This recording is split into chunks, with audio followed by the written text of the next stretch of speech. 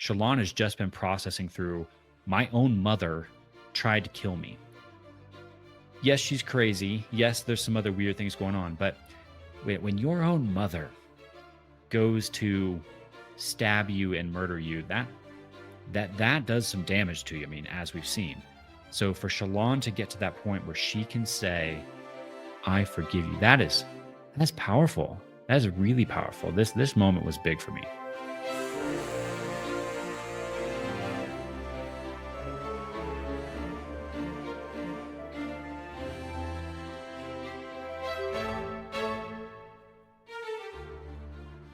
Welcome back to Following Noah on a Stormlight podcast.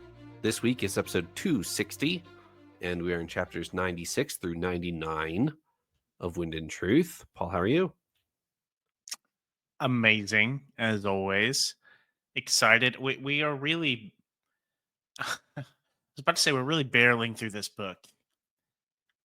That's not the verb I would use. That's not the right verb at all to use. It's what has it been, like 7 full-ish months now we've been going through this book, but we are wrapping up day 9 here. Sorry, day 8 here soon. So just a couple more days to go, and things seem to be getting pretty real, pretty cool. So always excited to talk about it. Yeah, I'm doing good. Eliot, how are you?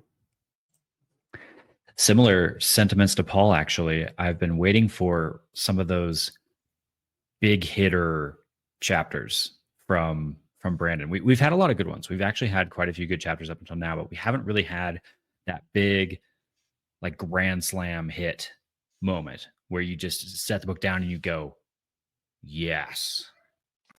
That was chapter 99, where I got the first kind of yes moment with this book. Good stuff. I agree. We get 2 moments back to back with Shallan and Dalinar, an unlikely duo, but we have several different things to talk about before we get there, including epigraphs, which took me a long time to write out over here. So, Eliot, can we get a brief summary of 96 all the way through 99? Yes, we can.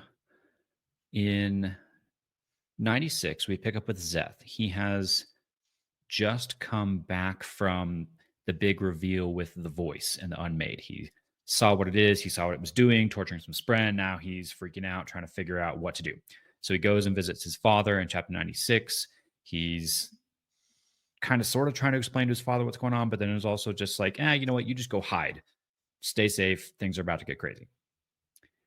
Chapter 97 is nothing less than Shallan's wedding day, which I'm going to have to eat some crow on this one because I was 100% sure we were not going to see this. And then lo and behold, exactly as Trevor predicted, chapter 97 steps us right into Shallan's wedding day, which is beautiful, super beautiful. Lots to dig into there. Really good stuff.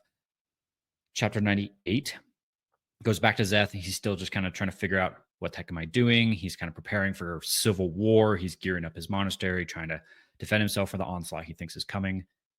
And then chapter 99. Chapter 99 is huge. This is that big chapter, that big moment I was talking about. We get a segment with Shallan, who at her wedding confronts and talks to her mother, who is none other than Chanarach, the final, ultimate, no questions asked reveal of that I think was predicted a long time ago by many folks, but still super cool to see. And in that moment, Shallan forgives her mother, which I really want to talk about because I'm super excited about it. I love that moment.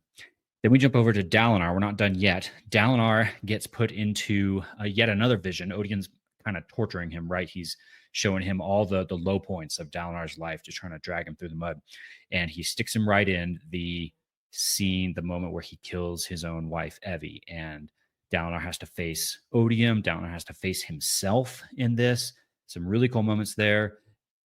We get a very surprise cameo by a certain name that we'll get to and chat about. And then that closes out the rest of day 8. Yeah, day 8.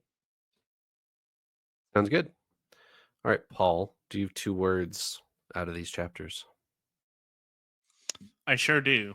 as we've been saying, there's been a lot in these chapters, but the way I'm summing it up best, in 2 words, if you will, is memories. As for the wedding scene we get, as well as Dalinar and Zeth, a lot of flashbacks and visions and scenes going on in this episode, and tests. As largely, actually, I'd say in reference to Shallan. We'll talk about this more in depth, but I feel like she's making major moves towards a fifth ideal. And we're also seeing things with Dalinar that obviously he's being tested and tried as much as possible. So I think memories and tests, I feel like that's been a fairly common theme with our spiritual realm people, but I think that still rings true, especially in this episode. Eliot? My 2 words for these chapters actually both come from the Shallan wedding scene, and they are boots and swords. And if Very you've read the nice. chapters, it needs no explanation. Boots, great choice. Alrighty. With that done, we can get into the epigraphs, which are from Rhythm of War by Navani Colin. I think I predicted this as soon as we got Words of Radiance that we'd get all 4 of our, like, I think I called it Vorinism's greatest hits because we got the Way of Kings in like day 2, I think, and then Words of Radiance in day 4. So I thought, all right, well, we're going to get Oathbringer and Rhythm of War in here. And we do indeed. So with these epigraphs, we've ended day 8, and so we'll do day 9 next week. But here we go. I sense I've done a poor job of explaining the exact nature of anti-light. This might be in part because even I, its discoverer, do not yet understand all the nuance of what I've done, though I do worry the ramifications of it will be felt for ages. Some might assume that light and anti-light are opposites, as can be found in philosophy, though not truly in actual physical science. Hot banishes and destroys cold. Light banishes and destroys darkness. Likewise, one might say that light and anti-light are opposites, in that they are mutually destructive. In mathematics, we have negative numbers, an impossible reality, yet an extremely useful model, as explained by the person who developed them. -1 balances with 1 to create 0, both evening out at nothing. This is closer to the interactions of light and anti-light, yet I do not fully accept it as a proper parallel either. Instead, I find the closest model to be that of destructive interference in sound. A destructive waveform is not itself an opposite, but indeed the exact same waveform played opposite the primary one. The destructive version of a melody is not its opposite then, but instead the exact same song played back at precisely the right time to negate the melody. If you were to hear the two in isolation, you would not be able to tell the difference. Anti-light is not inherently the opposite of standard light, nor is it negative or imaginary or a philosophical opposite. It is a different phase of the same entity. I see it more like the same melody played at a different time. If you played the destructive melody and the primary melody at the same time, they would reinforce one another instead of destroying. This is humans and singers, not opposites, the same song played at different times. I don't remember if something that straightforward was actually in the book Rhythm of War, but if it was, I missed it, and I wish I hadn't, because that was a way better explanation of anti-light than I feel like I've ever gotten. I was gonna say my main comments on this are I'm so impressed with how clear that was. I think that was a fantastic explanation and description, starting with what we understand, of course, of negative and positive numbers. And obviously, I get so fascinated by and absolutely love the ways which Brandon has brought music and sound into this. And yeah, that's something that I never, you know, thought of with this, but that, you know, the whole thing he says that they're two tones that are the same, indistinguishable, but just at different times, and you have the different ups and downs that completely counteract is really fascinating. How that it's like opposites, but the same. It makes me think, of course, of like sine and cosine, lines back to good old what trigonometry or whatever calculus stuff. Like they're just similar but opposite. Is very fascinating. So yeah, I think this is like one of those just kind of awesome genius moments where Brandon has put really cool science into the books and really clear explanations and made it kind of tangible and relevant to the story. We've had so many mentions of the tones of Roshar and the tones that we learned in the last book about with our light, anti-light, and the host of other lights, that there's like a tone associated is really interesting. My one question with this, sorry, I'm talking for a minute here. When we see that the tones, my question would be, I don't know how to phrase this. How does Roshar know the difference? You have the two tones that are the same but at different times.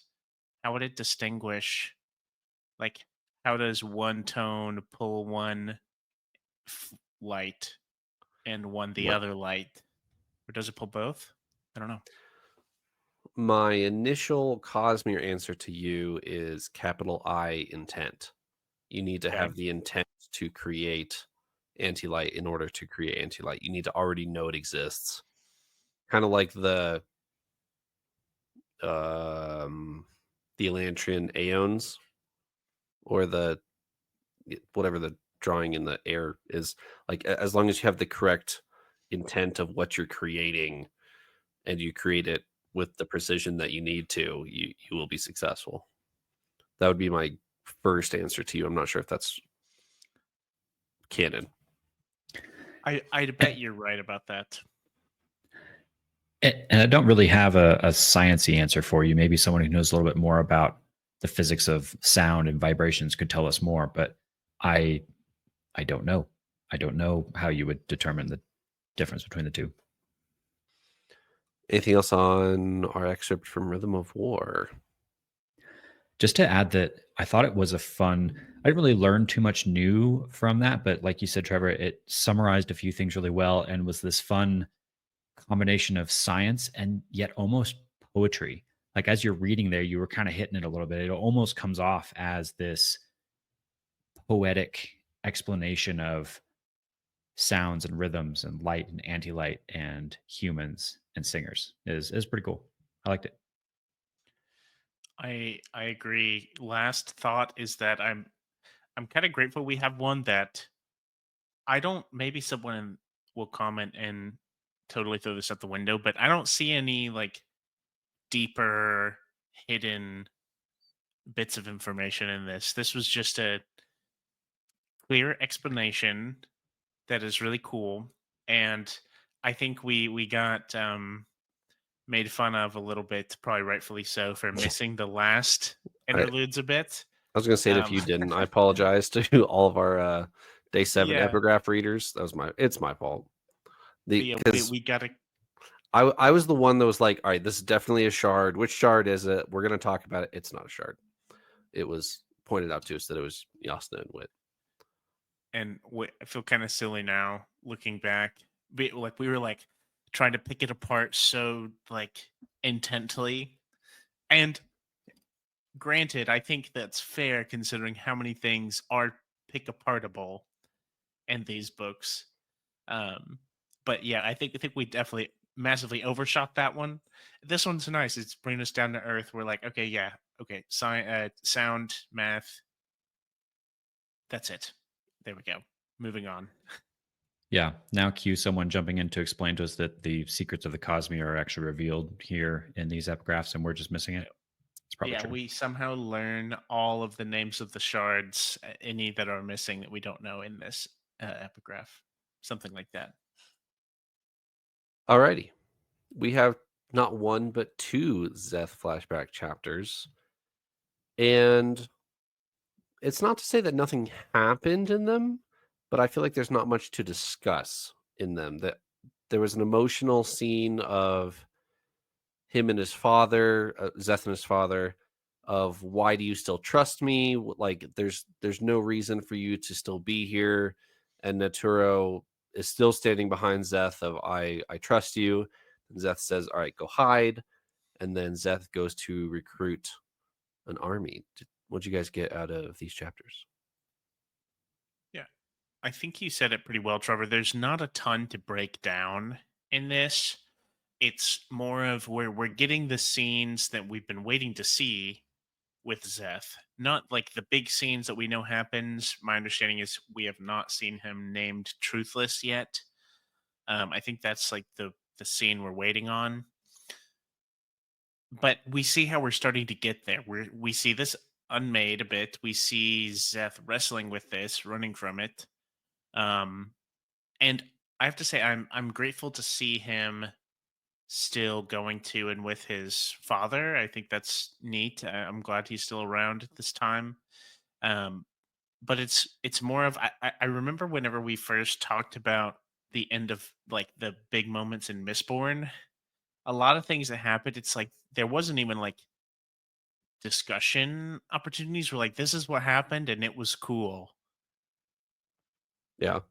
The end, like so there's some moments like that, and I feel like that's somewhat here. There are some things, that are still kind of looming overhead, but nothing super, super major, unless I'm missing something, which is very possible. I didn't pull anything else out of these chapters. Like you said, Trevor, they're emotional. Zeth is really struggling with what he's just seen and trying to decide what to do about it. But that's about it. That's the chapters for me. I think it's kind of funny, kind of removed from the Zeth specifically, that for the longest time, years and years of reading this series, we've had absolutely nothing about Shinovar. And then by the time you're done with the first 5 books of this series, one of the places you've spent the most time is actually Shinovar. Like we've spent so much page time, both current day and flashback in Shinovar. I just wanted to point that out. All right. Time for the meat and potatoes of the episode. Shallan and more Shallan and more Shallan. Not Veil, not Radiant. They won't let her have them take control. It's just Shallan at her own wedding and running into the back room to talk to Chinrach. What'd you guys think? And yes, haha, Eliot, I was right. Just need to say. Yes, you were. And so spot on, right? That's what's bugging me is the Uh-huh. fact that you nailed it exactly. And I was thinking, oh, okay, any slight version of this, and I'll at least have a leg to stand on. And no, that's exactly what you said was coming. She was still a little upset that she's covering up her memory from her wedding day, so she's trying her best to live in the moment at her wedding day and spend time on her vows, look around, see the room. Yep. And I thought a lot of this was really beautiful, getting to see the description of it. I mean, we get basically narrated the events of the wedding vows, all this kind of stuff. Paul, I actually had a question for you because you were there canonically. You were in the crowd, standing there watching this. I think my question actually for you though is how different did the event at Dragonsteel 2024 feel to what's described in here? Is this like exactly what you witnessed there, or did it feel different? Like, what were your thoughts as you were reading this? So I I've been thinking about this. I need to go back and actually compare because I remember I have some videos from the event, and I actually wanted to go see if I could compare. I need to go rewatch those, see if there were any more like dialogue tidbits or things that were specifically relevant. I haven't watched those since reading this, which is probably a big disservice. Um, but I feel like a lot of it was pretty accurate. I think Shallan even mentions in this chapter that something about she talks about oil like painting, like making art of this, not just in charcoal, but that. Yeah. And I remember they had a big like framed art piece of Adolin and Shallan on their wedding day. And I really wanted to see. I haven't looked at my. There wasn't any art in the physical book, was there, Elliot, for this chapter? If so, you probably No. would have remembered it, and I'd probably remember it too because I always get the art descriptions in the audiobook. They're But I was saving that really for the leather bound in 10 years. okay. You're probably right. I was gonna say I was really hoping or wanting to see if that art piece would be in the book. It certainly looks just like a lot of the art pieces, like the style and everything. Like, I bet you're right, Trevor. It probably will be in the leather-bound edition. Um, but that was one of the things that stuck out to me from the physical, like the physical event I got to attend, and this and Shallan talking about it. I thought was really cool. I wanted to hear about that. Um, as far as the description and the the dialogue, I need to go do a double check. It's hard to remember what exactly was said. It certainly wasn't the same because at least at the event I got to attend, there was a speech from effectively every character: Yasna, Dalinar, Adolin, Shallan, I think even Kaladin, like Hoyd had a ton of dialogue, and I don't think all that's in here. Um, but I bet there are more things than I'm remembering. I do kind of wish this is the one thing I wish I would have been able to read like right following. Like if I could have read this like right afterward, it probably would have been super cool. Because now I'm like questioning everything. I do gotta say, I'm very glad that he put this in here as a flashback, as a vision, because I mean, this happened between Oathbringer and Rhythm of War, right? Well, if we're getting technical, it happened between the second to last chapter of Oathbringer and the last chapter of Oathbringer. Yeah, that's right. That's right. That's right. Because you're super upset because we didn't get to see it. Yeah. And I was super sad, like really upset. Okay, go back and watch that episode of me getting mad about the fact that that wedding happened off page. So Brandon must have listened to that episode because that probably came out prior to him writing this draft, actually. So he probably went, oh, okay, I need to go write that and then add it here in these chapters. So thank you, Brandon. Appreciate that. I think we brought it back up when, spoilers for Mistborn, Vin and Elend get married. And you're like, once again, there's no wedding scene. They just stand there and get married. And Brandon They do Sanderson show has that one though, but yeah, pretty anticlimactic. No Right. fancy things there. But I wanted to also make the joke that going back to what you first said, Trevor.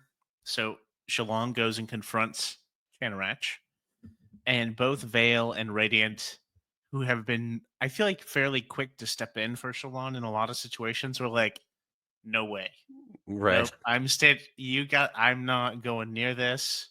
This is all you, Shallan," which I thought was quite funny. Yeah, before we get to the Chana stuff, Eliot, on the outline you have, did you notice the wedding vows? What do you mean by that? Like, yes, I saw them, but what do you mean?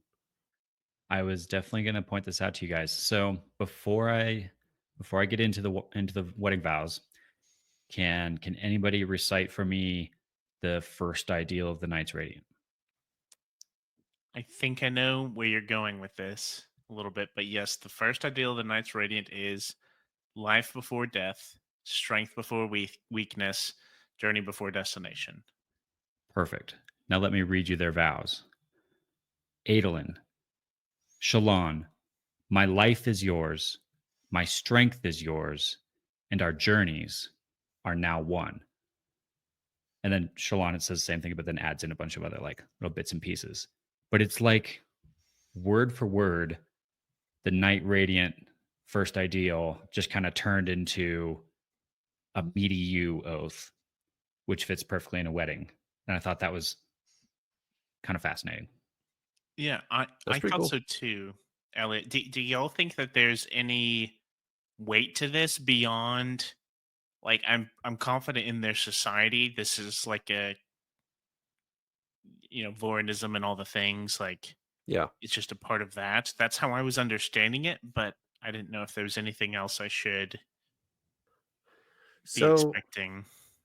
it's actually kind of interesting. So in world, you could obviously write this off as this is just a traditional religious wedding, and that's where the vows come from, is the Knights Radiant. Like they've done vows like this for thousands of years in a traditional Vorin wedding. But I wonder actually if there's some like in-world strengthening capital C connection because you're like swearing an oath. Like if honor strengthens a marriage sworn by this, that's actually an interesting idea. If honor was alive and not being a jerk at the moment. Fair, fair. Yeah, that was the question I had. There was I don't remember. Elliot may be about to prove me wrong or something. I don't know. I don't know if that's the case. I don't remember anything else in the chapter that made me think that there was something more happening, but it was certainly effective and impactful. I don't think I'm putting the right words to it. Meaningful is probably the right word. And I thought it was interesting to see the like vows and marriage systems that we often see in real life, like kind of paired into this world, into the Cosmere, like the vows and all the things. Thought it was fascinating. I like how it adapted, which was pretty fun. But yeah, I wasn't taking it as anything more other than this is, like you said, Trevor, probably like a traditional Vorin wedding, how it's officiated. What And sorry, last thought I have. Sorry that I'm really rolling here. Only thing that I have to add, what would be fascinating is if this was not. I don't know if these vows were written by Shallan and Adolin, or if it's a traditional thing. I'm guessing it's traditional, but if it isn't, I wonder if there is some way that they've somehow sworn an oath and had some more capital C connection to either each other and honor or both. I don't know. I think I'm going too far with that. I think it's just this is how it goes. These are the things we say I, and commit to each other. But I think the just capital got C me thinking. connection makes a ton of sense, regardless of what they say. Like the act of going through a marriage and pledging yourself to someone and little c connecting on that level, from what we know about how connection works, that's absolutely going to boost your capital C connection. Your right. your bond to them is going to get a whole lot bigger for sure. The only other bit I noticed from this chapter I wanted to bring up was it's pointed out specifically that by going through this moment with Shallan, Testament appears to like heal some, which is not surprising. We've seen Maya make pretty big steps from being a Deadeye to being more alive. But this moment here with Testament felt kind of important, of experiencing the emotions and the journey, I guess, with Shallan is taking Testament on a journey towards maybe reforming herself or healing or whatever that looks like for her. I didn't think that much of it on my first listen of this, but on my second, I thought it was actually really interesting that through the wedding scene specifically, Testament heals and not the Chanarach scene that we're about to talk about. I feel like Testament is way more tied to Chanarach and Shallan remembering and accepting her past there.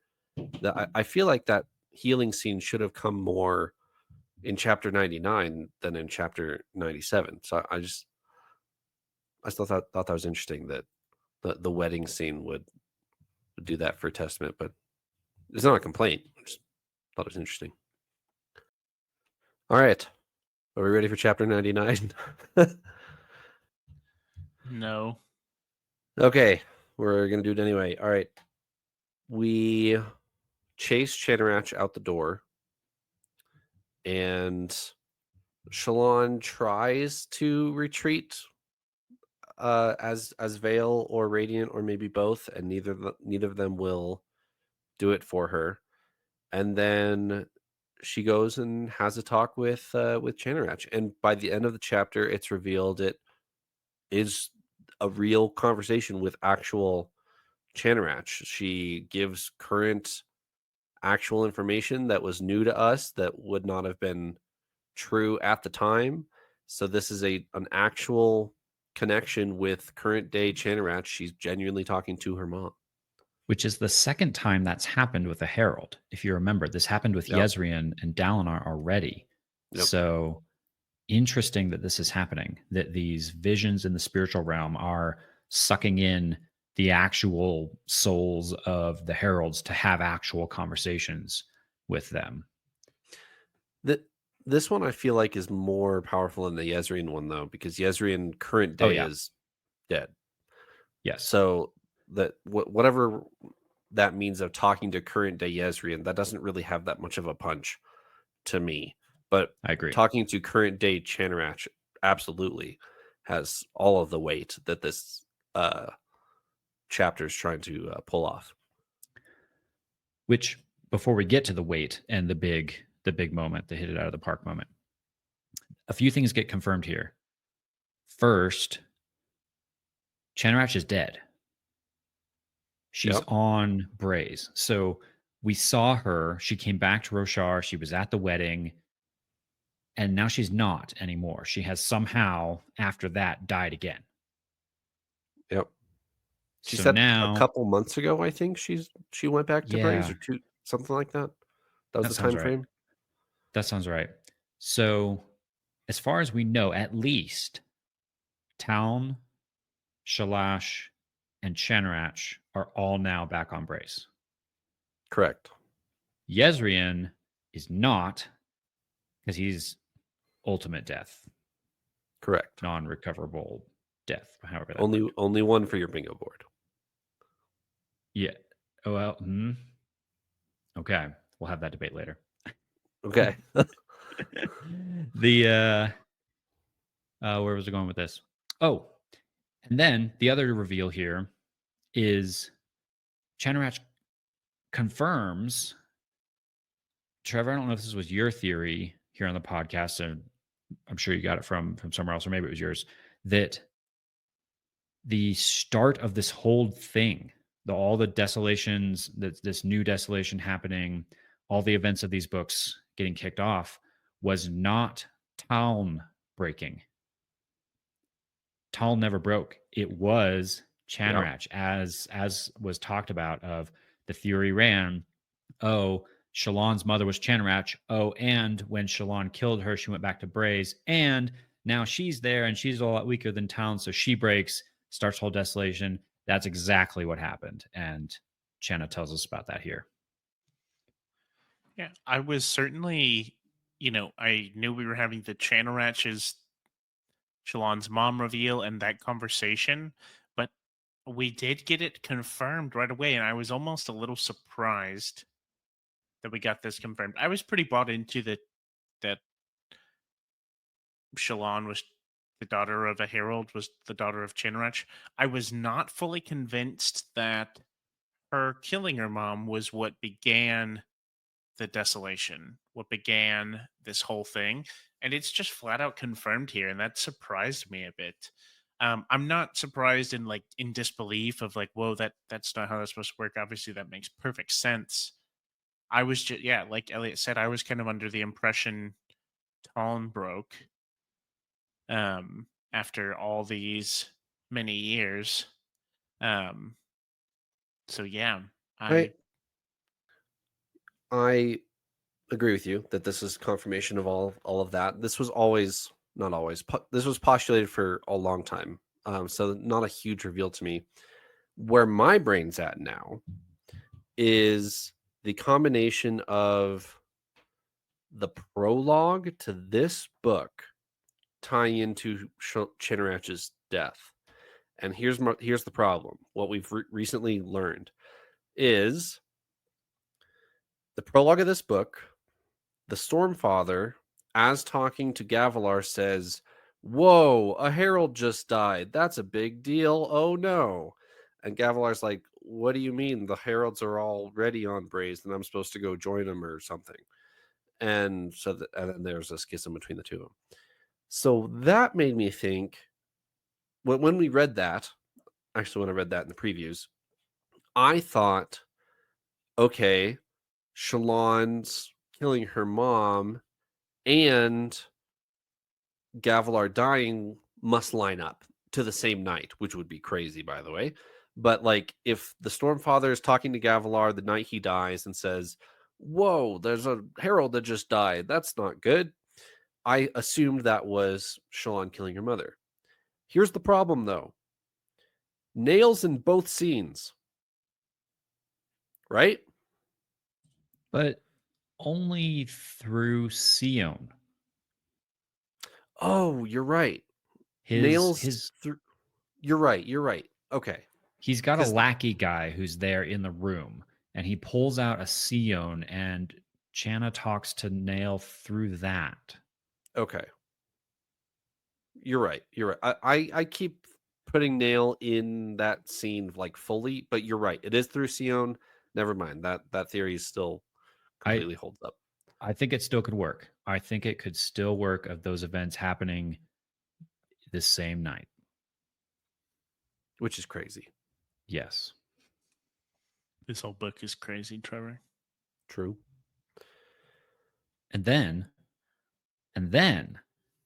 we get to the big moment, which I loved in this scene, which carries so much more weight, like we were just saying, because this is Chanarach here speaking to actual Shallan in the scene. And after they talk about some of this, "Oh, I broke. It's my fault that I did all of this. I tried to kill you."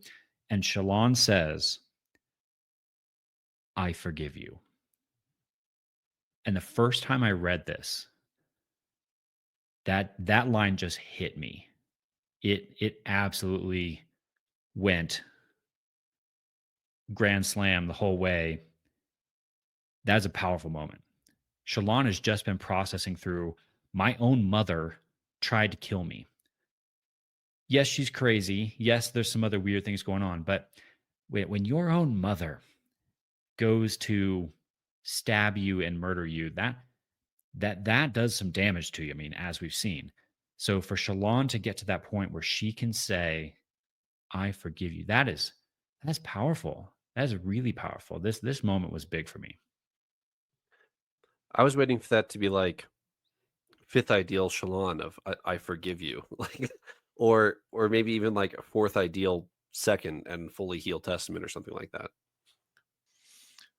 That's one of the things I was saying, and to echo you, Eliot, I agree that was really impactful. I can't even fathom that, engagement to get to that point. And honestly, we know Chanarach is so broken from the time of torment and just the age and everything that has been part of her story as a herald that I imagine it was massively impactful to her as well. It was honestly kind of heartbreaking at the same time because she also says things like she won't be able to see Shallan's brothers, but like, please tell them hello. Yeah. It was quite an emotional set of chapters all around, and that was the crux of it. That was the big moment, and I can't. So the Lightweaver the Lightweaver truths are so ambiguous and hard for me to understand. Yeah. They seem a bit complicated, but this felt like it had to be in the right direction. Just understanding how a lot of our things work, this felt like it had to be a big moment. A lot of Shallan's progression as a Lightweaver has been addressing things in her past. And addressing this is like the big one. Like this is the thing, the big one.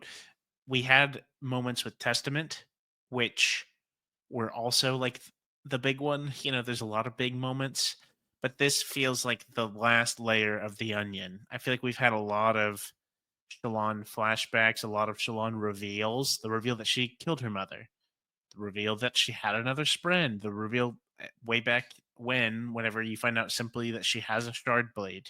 Like there's so many reveals and layers to Shallan.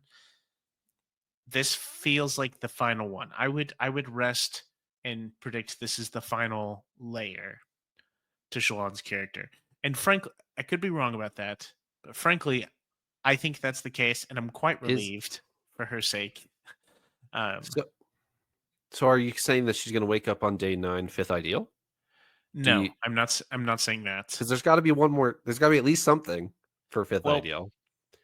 you're right. There's got to be something else, and I don't know what that is. The thing, like I say, the Lightweaver ideals kind of trip me out. I Mhm. don't know if this has that impact or if there's going to be some other moment where this comes through, but this certainly feels like the right direction. It's hard for me to say because we have not seen a fifth ideal yet, right? Correct. So I don't honestly know what it takes. I don't know if it's the same as the others of like you just hit that point and the time comes and the words come and the moment happens and you've hit the fifth ideal. I don't know if it's like that or if there it sounds like it's a hard and non-common thing to happen. So I don't know what it might take. So I certainly would not say she's going to wake up on day 9 and be a fifth ideal radiant. I don't think that's the case, but I feel like this is like the perhaps the lead up to it in some way. Like I said, I don't know what I'm talking about here. I'm I like mean, trying to predict this, that that but is I what don't happened to know. her with the fourth ideal at the beginning of this book. Hmm. She was kind of in Shadesmar doing her thing, fighting Abadai and saying I'm scared or all sorts of different things, and then she comes out of Shadesmar and she's fourth ideal. And she doesn't even know when it happened. So I do wonder if Shallan doesn't even know if she's fifth ideal at this point. I it is comical of how big of a deal it is whenever let's say like Kaladin gets a new ideal Right. and how nonchalant it is. That Nonchalant. that was a good one. That was a good Thank you. one. Nonchalant it is when Shallan gets a new ideal. It's very interesting, and I would guess that that's due to the different orders they're a part of. But it could very well be whenever she gets out of the spiritual realm that she is a fifth ideal. I don't know. I don't know if that's the case. I will believe it. I will believe it, but I'm not convinced that that's going to be the case. Simply and honestly, my only reason for that is I don't know what it takes, and I don't know the mechanics of being a fifth ideal radiant. I don't know if it's different from the others or if it's just another ideal that they do. I don't actually know. So that's what's giving me pause. I don't know quite what to predict for the fifth ideal part of it, but I can think of one additional layer to peel back for Shallan, and that's formless. Yeah, okay. Formless is not mentioned once in these two chapters, 97 and 99. So while this feels like a massive moment for Shallan, it doesn't, at least initially, appear to be the final putting to bed of Formless, which I thought we got back in Rhythm of War. Yes. And then all of a sudden, Formless was back. So Same I, with I Vale. could see either lining up with that fifth ideal or something else, the final confrontation between Shallan and Formless. Okay. Anything else on the Shallan stuff? All right, time for round 2 of chapter 99. We get a Dalinar uh spiritual realm flashback, and he is in none other than Rathalas, the Rift, with Gavinor hiding in the fire bunker, with Evie. Whew. And could you think of a more intense scene to try to traumatize Gavinor with? No, I don't think I could. Now, that being said, I'm not sure how much Gavinor actually sees in this chapter. Like, I feel like it could have been way worse for Gavinor had he been, just outside the tunnel as opposed to just inside the tunnel. But as far as Gavinor saw, it's him and his grandpa who, granted, he cringes at the sight of grandpa because he just saw him beating up Elokar a couple chapters ago. But Dalinar runs out the tunnel, grabbing the barrel by both hands and throwing it back up the top of the tunnel. Like, that's pretty epic. And then fighting the Blackthorn. I don't know if you saw that part, but that's Dalinar really gets a handle on this vision and tries to steer it where he wants. Which definitely for Gavinor's sake, I'm grateful. It's really like sickening to me the things that Gavinor is being subjected to in this book. It's really heart-wrenching. So like him in this scene, like instantly, of course, is bothering me. But thankfully, yeah, Dalinar kind of gets a hold of this, kind of flips a bit of the events that happen on their head. Obviously, there's no like time travel happening here. He's not actually saving Evie or anything that's happened, changing anything that's happened. But I'm hopeful at least Gavinor gets to see the difference potentially between an old Dalinar, the Blackthorn, and current day Dalinar. But And I don't know.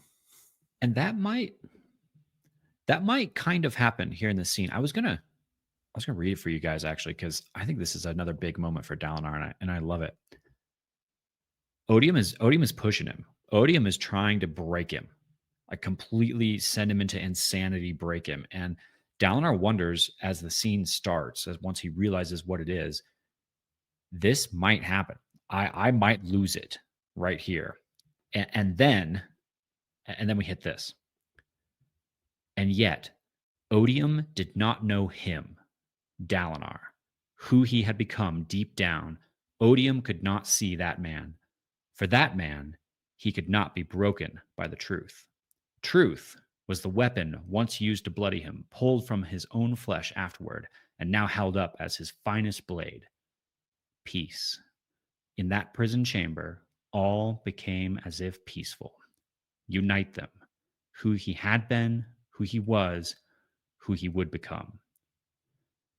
That feels like the moment where his resolve steals, where Dalinar reaches that point where he says, yes, I was this man, but showing me who I was is something I've already faced, and it will not break me to tell me that.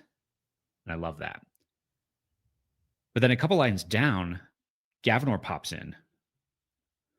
Let's see, yeah, if I keep reading, air warped around Dalinar, spiritual realm unraveling, and it says, Grandpa, Gav said, I see you now. And that's kind of it. Like, it kind of goes on a little bit, hands him to Evie. But I wonder if what you were talking about there a second ago, if that could be maybe a bit of hope there. Of it seems like Odium might be getting his claws into Gavinor by showing him that Dalinar is a terrible person. But for that moment there, Gavinor sees something. Could it be maybe that Grandpa's not all bad? The way I interpreted that line was he sees Dalinar and not the random other guy that was in the cell. Because Dalinar has this line, I don't know if it's earlier in this chapter or the chapter before, that he can't see Gavinor's face anymore. Like, ever since Odium has taken control as of the day before that, they can't actually see each other anymore as each other. They're locked in whoever's body they're taking place. So I think that was Dalinar wrestling control back over the vision from Odium, and Gavinor now being able to see Dalinar as Dalinar. That's how I interpreted that. Eliot, do you have a 961 quote? Do you want to break it out, or shall I? I can pop over to that one. It's on the very next page, what I was just reading, because the epic keeps going. That's all happening down in the prison room. Then after that, he breaks out, does the thing you were mentioning a second ago, where he catches the flaming barrel of oil, throws it back up the tunnel, faces down the Blackthorn, Dalinar versus the Blackthorn. And as part of that scene, he turns to the second in command Ardent guy and is like, reverse orders, go tell the soldiers to go save people instead of kill people. And the guy, I think it's Kadash, right? Is the Ardent guy? Yeah, it is Yeah, Kadash. there it is, Shout Kadash. out to Kadash. Like Yeah. that guy. Well, he just married Shallan like a couple of pages ago. The What? he was the officiant at the wedding. Like he Okay. married the two of them, Adolin and Shallan. Okay, I understand now. It makes you do a double take, though. That was good. You're right. I should clarify. He tells him, go turn the orders around. And Kadash is like, bro, it's too late. And Dalinar comes back with this one-liner. It's never too late to try and be a better man. And that was the yes moment. Yes. Print that on a throw pillow, put it on your bed, read it every night. Love that line. Yeah, that's a good one. And then so Teravangian hasn't revealed himself quite yet in the scene, and the Blackthorn shows up and says, "You cannot ignore me." The Blackthorn said, "I am you." And then, yes, Dalinar replied, and no. And then Dalinar touches the Blackthorn. They have kind of a weird moment of like, "I am you. You'll see how you get to me in the future." Blah blah blah. But then Odium's playing all the hits and throws it to Noadon, like in the next page. And I'm really conflicted on this Noadon section because Michael Kramer, Paul, did you get this impression that Michael Kramer read these Noadon lines as Odium's voice, like taunting Dalinar with these Noadon lines? Did you get that or not? You have me questioning. I can certainly say no, I did not think that's what was happening. I do actively remember as soon as the name Noadon was thrown out, I sat up in my seat and was prepared to listen. I know that much. And so I think if I didn't like, if you played it and I wasn't in the headspace of this is Noadon talking, I may be with you. I don't remember the specific phrasing well enough, but I do not doubt that that's the case and that it does sound like that. I think knowing it was Noadon like kind of threw that thought out the window. I was ready for him because Noadon, I feel he's so the things he said in all these visions were like not necessarily uplifting. They were more, I don't know what to say about him. Character building, constructive criticism, or things like that. So it absolutely sounds like a lecture. But I didn't think it was Odium. So the way I received it, these lines from Noadon are all directly from the Way of Kings. We've seen them before in different contexts. I received this in my ear as these phrases are just phrases. What you hold dear, Dalinar, from this book is not worth pursuing. And that Odium was like challenging the Way of Kings through this. I'm not sure if that is the proper interpretation of this page or not, though. Or if Dalinar is supposed to be taking like actual hope from Noadon here. This does sound very different from the written text, because there's another bit of information to add to this puzzle as well. Because so Noadon comes in.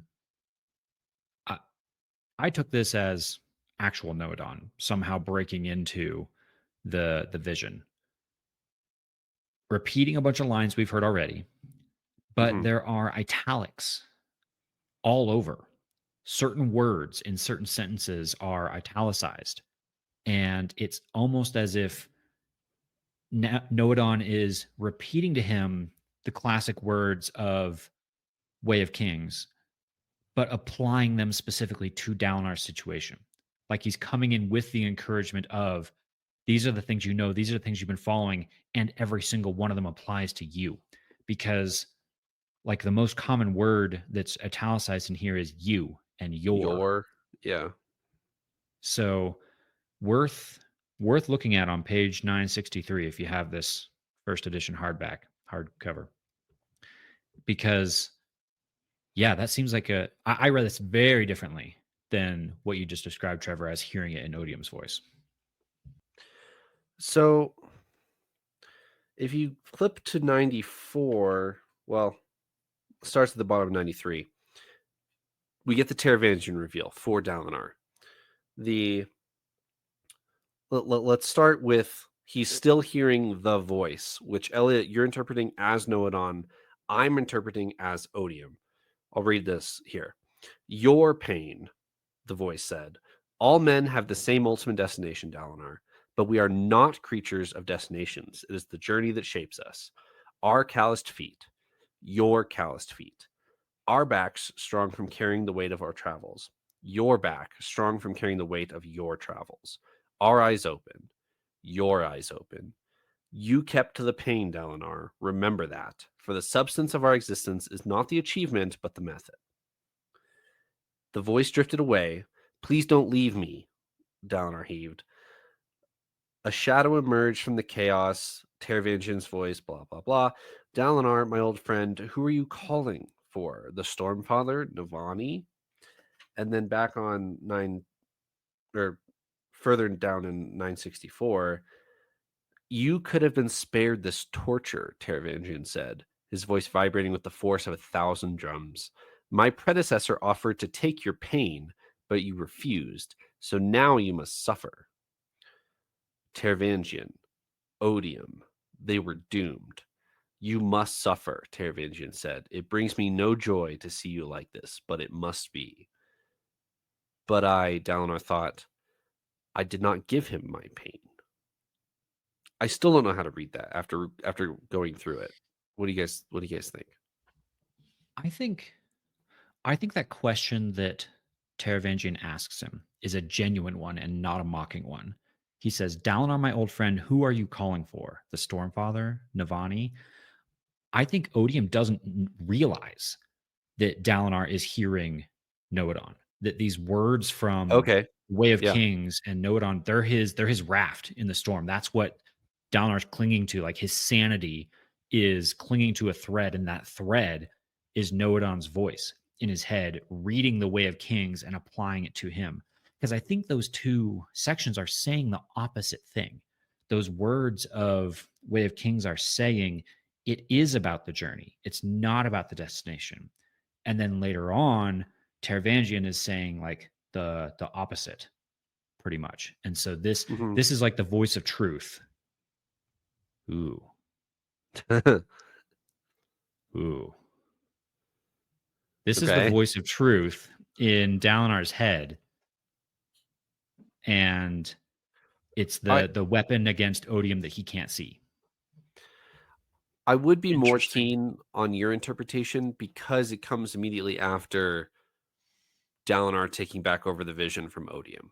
And that's when he starts to hear Noadon from the previous scene of taking over the rift, doing what he wishes he had done, reversing the orders. And then he hears Noadon's voice, and then Teravangian wrestles control back over again. But it could almost go back the other way though, because the sentence right before the first Noadon line is kind of Dalinar failing again. Like he took the vision away from Odium, but then he sees Evie's corpse. And it Mm. says, It was so horrific that seeing it now, he had to acknowledge that any punishment delivered to him would be just. He deserved it. Almost like he's giving up in that moment. And then the very next thing is know it on. So either it's the last gasp, grab onto that thread, or that's the capitulation point. He falls, and this is the mocking of Odium.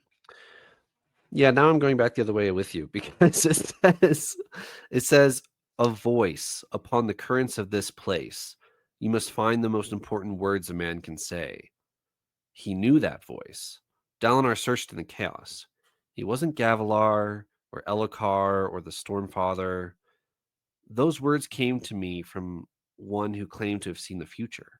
How is this possible? I asked in return. Have you been touched by the void? The reply was laughter. No, sweet king. The past is the future, and each man has lived.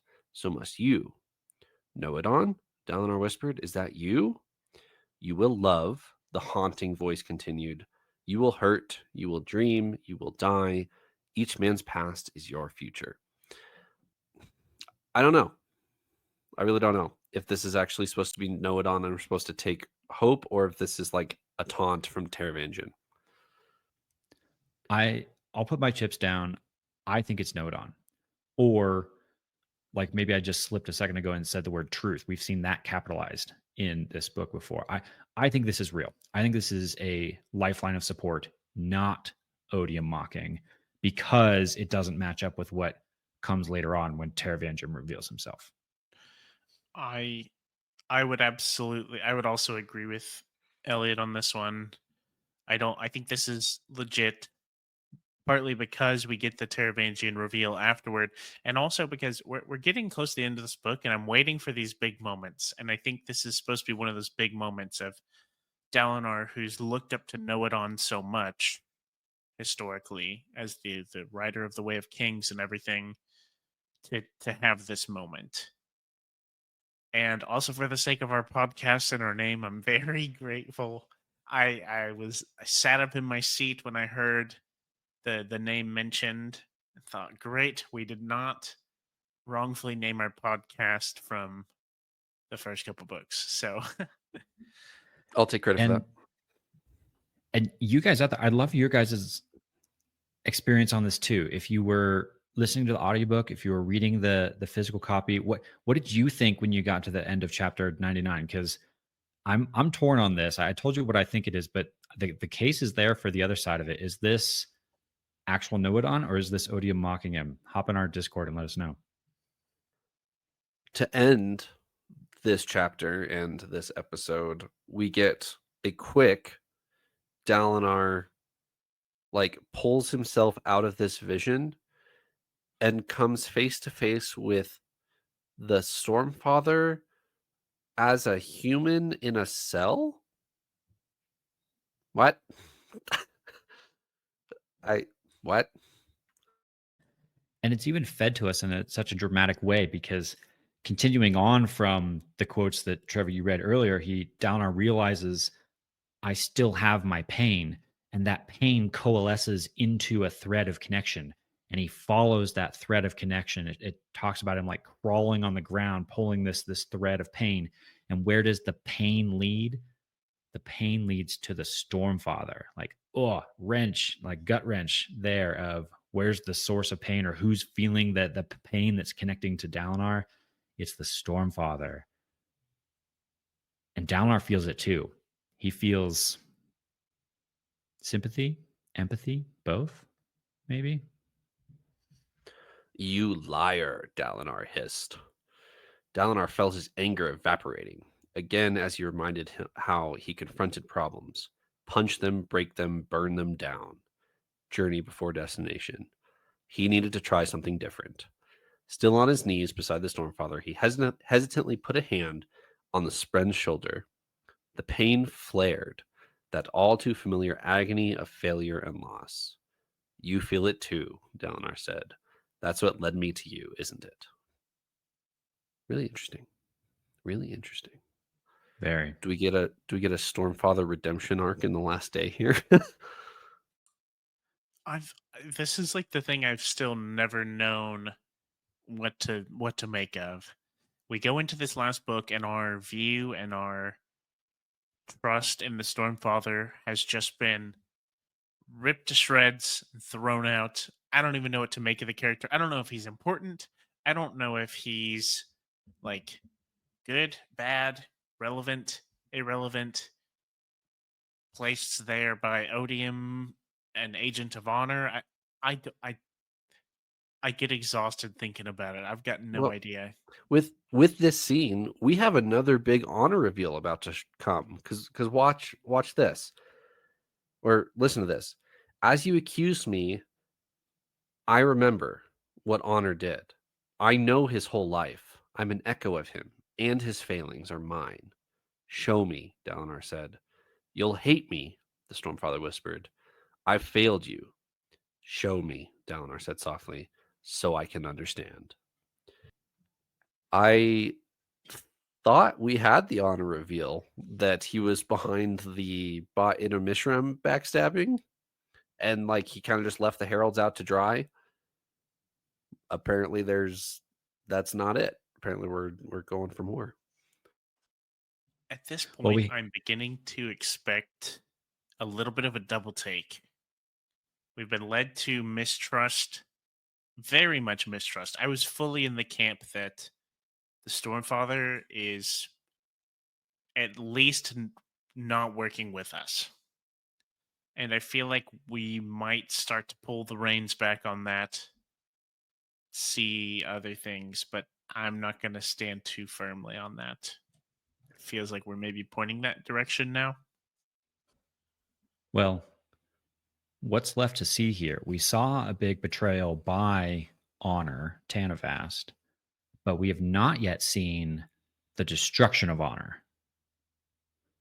What if You'll Hate Me is because something crazy like the Stormfather killed Honor? Okay, I understand what you're saying, but no, that's not going to happen. Surely, I don't know. I'll run with this ball. I'll no, run with it. no. Okay.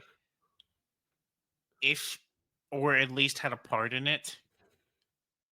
I don't know how that can happen. I'm trying to think. I'm desperately trying to come up with something on the fly here. I don't know how. But there's got to be some big secret. It keeps hinting at this, like, ooh, don't look at my past. Like, you're not gonna like what you see. Like, there's obviously something that we're expected to discover. I got no idea what it is, but No, I could buy that. I'm surprised no. Trevor's shooting it down. Let What if he? me What read if? the end of this chapter because Okay. it's clearly Honor and Stormfather doing something in tandem. From the outside, Dalinar was a monster. How would Honor look from the inside? Did Taravangian or Odium realize what he'd done in reminding Dalinar of his pain? No. Taravangian saw only destinations. You'll hate us, me, Honor, for what we did. No, Dalinar replied. Understanding has never led to hatred. Show me. I cannot take your pain, but I can help you carry it. This is not a Stormfather backstabbing Honor thing. This is but both of them were around and doing something. Probably. I can see a weird situation though where, okay, we just saw Honor do something not so honorable in betraying Mishram. I think what we're headed for is Honor breaks himself, not on purpose, by acting too dishonorable. What if the Stormfather plays a role in that, either driving him to that or maybe even just pointing that fact out? What if it's a Stormfather who presses Tanavast and is like, bro, you can't keep doing this? And that drives the power of Honor to explode, basically. Maybe. I'll give you a maybe. Also, anyone else pick up on some Samwise Gamgee vibes there and what you just read? I can't carry it for you, but I can carry you. I mean, that's not what he says. He says I can help you carry it. Yeah, that's what So Sam's trying to do. He can do what Sam can't. He Sure. can't help him carry it. He can't not help him carry. Yes. Yeah. Yes. My only final thought about this is that I feel that this is the big. I think we're getting to the point. We're getting close to the end of the book now. That I'm starting to expect some big reveals that are going to flip things on its head. Call me crazy for thinking that. That's just it seems to be a common theme with a lot of these Brandon Sanderson books. So I think if there's an avenue for that, there's certainly an avenue for something crazy to have happened with the Stormfather, I and I think I'll leave it at that. I'm of the prediction now that I think cultivation might be the only shard left on the planet by the end of the book. I think we might be getting rid of both honor and odium by the end of this book. But that's where my headspace is at. That's certainly reasonable. I grant you that. Alrighty. Anything else, gentlemen? The only other thing I have is a little bit of wrapping up a theme for day 8, if you're ready for that. Yeah, theme for day 8. So day 8, overshadow is not the right word, but the bulk of the themes I'm getting out of this day all come from this last chapter. So the word I picked is very heavily influenced by chapter 99 that we just spent most of this episode talking about. But I can tie a little bit of Szeth into it as well. Not a lot, but a little. The word that came to me, and it was very obvious, the theme for day 8 is forgiveness. You've got that powerful moment where Shallan forgives her mother. The word forgiveness is not used that I noticed in the Dalinar section of chapter 99, but I think that's exactly what we're dealing with, what we're talking about. There's that section that I read where Dalinar comes to peace with his past. That is forgiveness, kind of in action right there. And forgiveness is a concept that I've wrestled with personally myself. It's a tough thing for me to wrap my head around. Is what does it mean for me to forgive someone? What does it mean for me to forgive myself? And I came to understand it maybe a little bit better when someone explained it to me as forgiveness, and this is kind of the definition of the word, I think, is letting go. The word forgiveness means to let go. It doesn't mean that what you're forgiving and the person you're forgiving is now all better. It doesn't mean that we've erased the past, that it doesn't exist, that the pain is not there. It just means that you're no longer holding on to it. You're no longer dwelling on it. You're no longer letting it, fester or torment you inside, whether it's something you did or whether it's something that someone else did. And I think that's exactly what we're seeing here in these scenes. When Shallan forgives her mother, the response, the words that Shauna says right back to her is, I don't deserve that. And Shallan says, I give it anyway. And that is the concept of forgiveness. It's not something that has to be accepted. It's not something that has to be deserved. It's simply someone on either side of the equation saying, I'm choosing to let this go. And I'm not going to let this influence me or drive me or manipulate me anymore. And that's exactly what Dalinar's doing in his scene, where he says, yes, I did these things, but I'm going to choose to let it go. I'm not going to let it drive me. I'm not going to let it torment me. I can accept this truth. I can face it. I'm forgiving myself in that moment. And the one little thread that I can tie into Szeth just a little bit, Szeth gets the reveal in this day that he's going through an audition. He is auditioning to be a herald.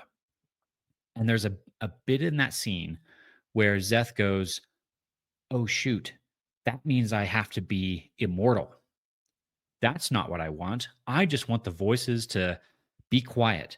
I just want the peace of ending this. I want to do my job so that I can die, so that I can move on, so I can be done with all this. And I almost kind of wonder if that's the start of a question of, can Szeth forgive himself?